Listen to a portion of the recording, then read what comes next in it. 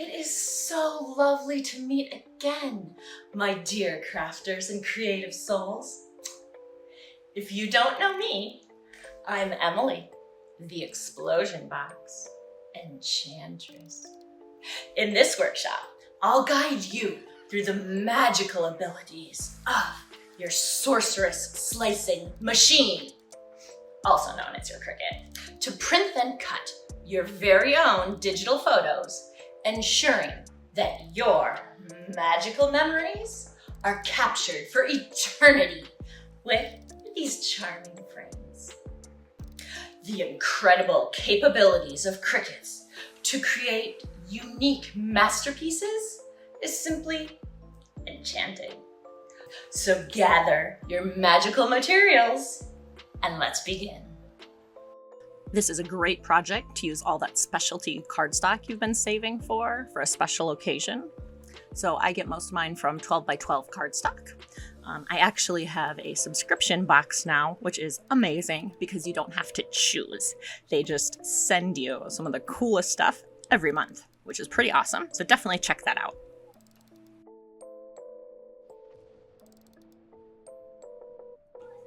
Some of my favorites are the Miri Matte Lava cardstock, and I have links to that in my supply list and on my website. For this project, I used both the purple and the black, and I've also used the red before. Like, it is just amazing the way it catches the light. It's so cool. Another of my favorite papers is the sequin glitter, and it shows up kind of weird on the video here. It looks much more like this.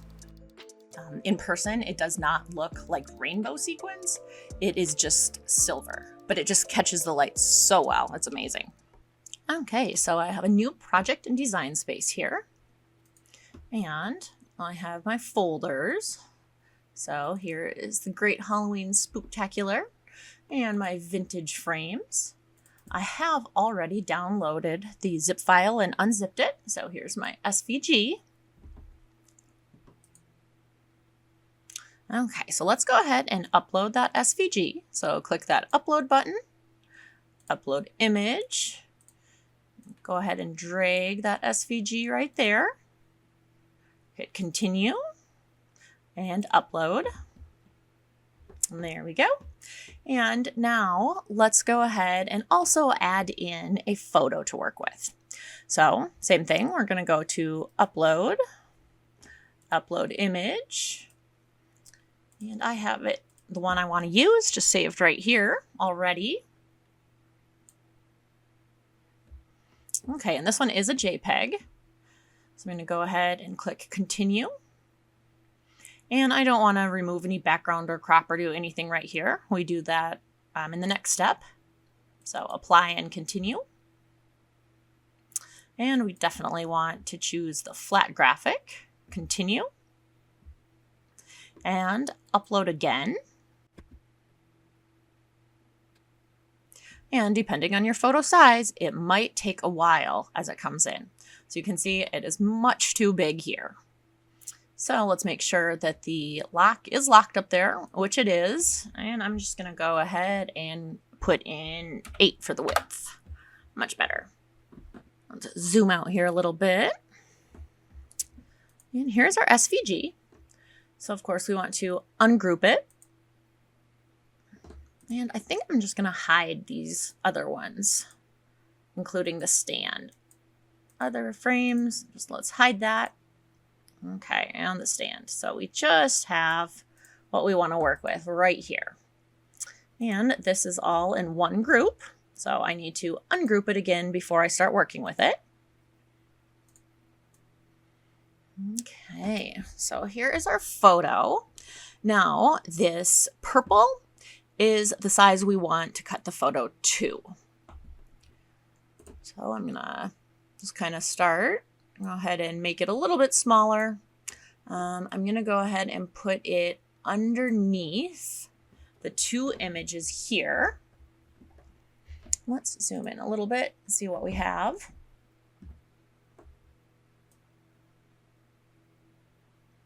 And I want to get in as much as possible of the kids.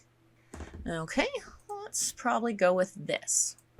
Now, you can see the purple in the back here, which we don't want.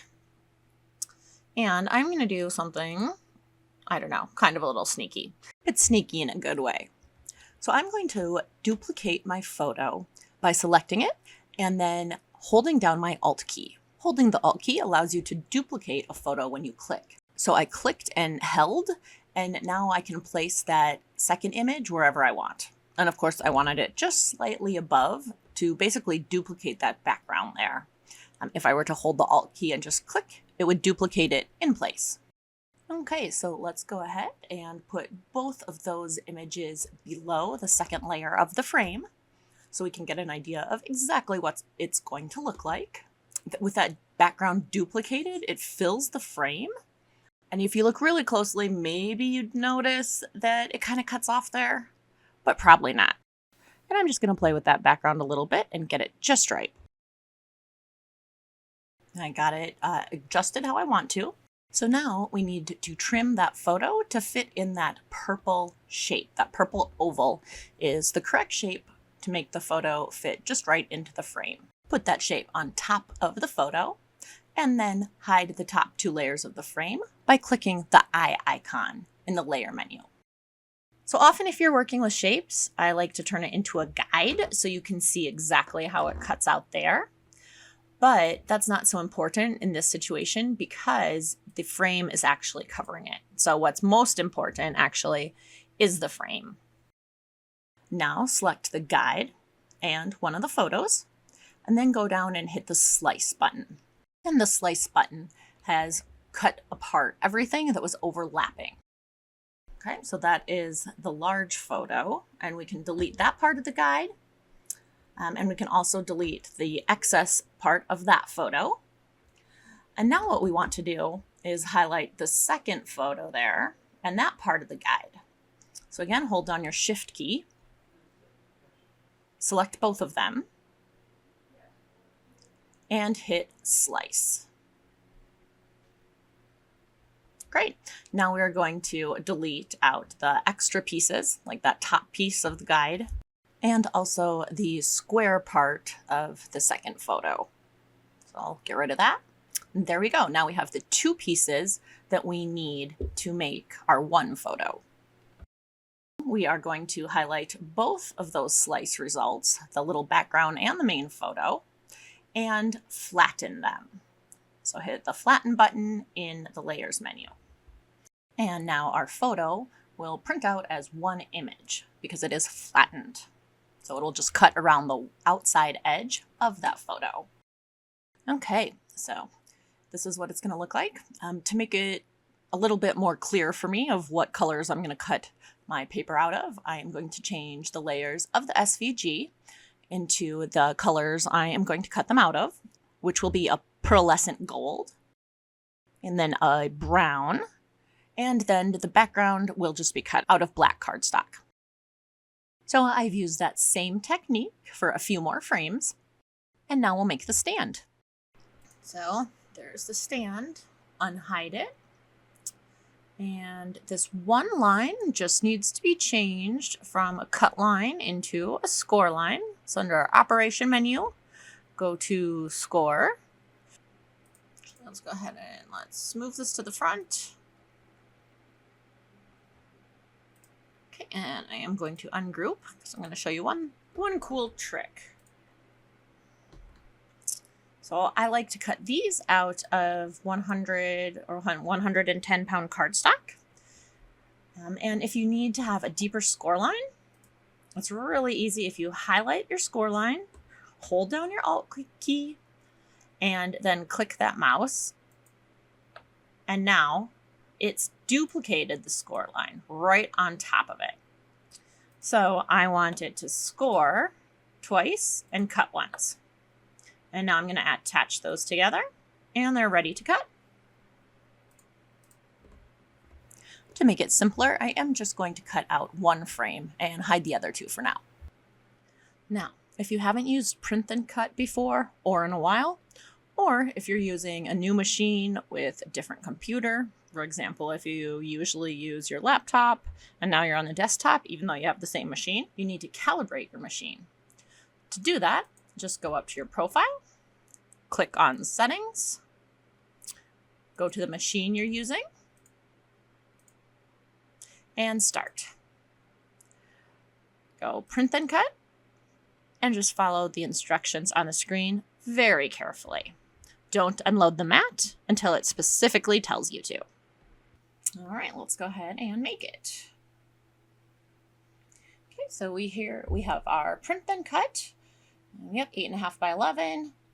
Then we have the back of the frame, the brown part, and this yellow part. Oh, this paper is so cool.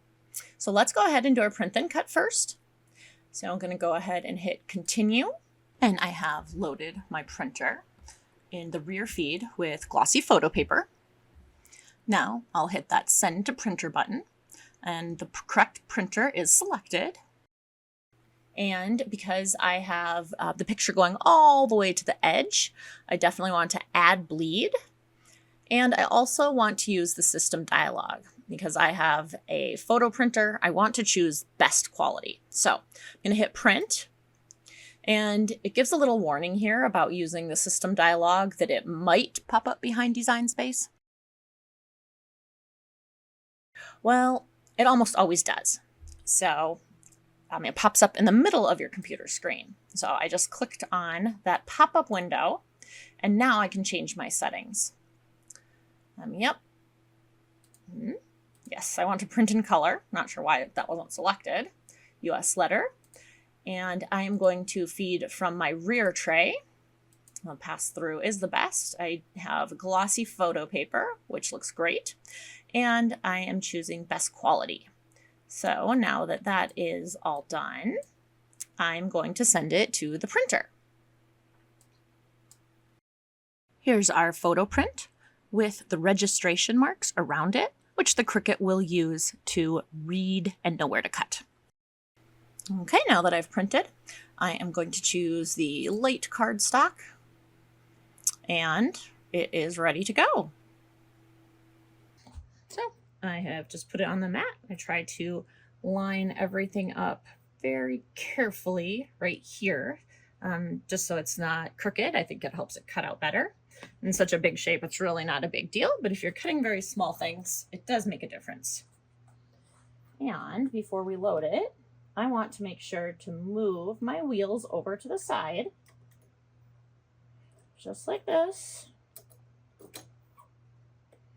to make sure that I don't get those track marks in my nice glossy photo. So let's load it and cut it. So now the Cricut is going to shine that little LED light on the registration marks so it knows exactly where to cut. Of course, I've sped this up. It does take a while for it to calibrate and to get that cut just right. Okay, we've unloaded the mat, and as I gently peel it off my mat, you can see that because we added the bleed, there's a little bit of extra color right around the edges. Because we added the bleed, that prevents any bits of white from showing around the edges. Before we cut out the cardstock frames, it is important to make sure you have a clean, sticky mat and use a brayer to attach the paper to the mat evenly.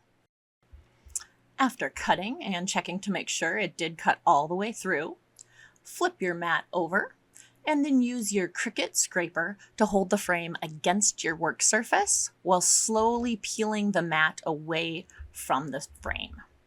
If you roll the mat back at too sharp of an angle, it is possible to crack your mat, as you can see from my taped up mat. Gently remove the frame from the main piece of paper and also poke out any inner pieces. I have everything cut out now. I have the photo, the top part of the frame, the second part of the frame that kind of makes that shadow, the back of the frame, and then the stand. Assembly for this project is quite simple. Apply your glue to the back of the top layer of the frame. I prefer to use the Beacons 3-in-1 Advanced Crafting Glue because then I can slide the frame into place and get it just perfectly positioned. The glue doesn't dry so quickly that you can't move it. Now, take the photo, flip it over, and then put 2 very small pieces of tape on the back. And I do this to make sure that the picture is positioned exactly like we had it. Take plenty of time to make sure that it is exactly in the right place.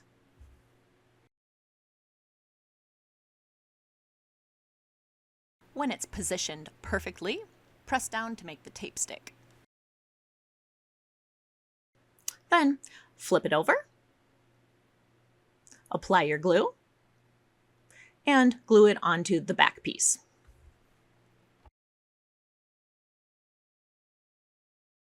The last step is for the stand. Simply burnish along that score line, fold it back into place, and the stand stands up nicely and can hold the frame now.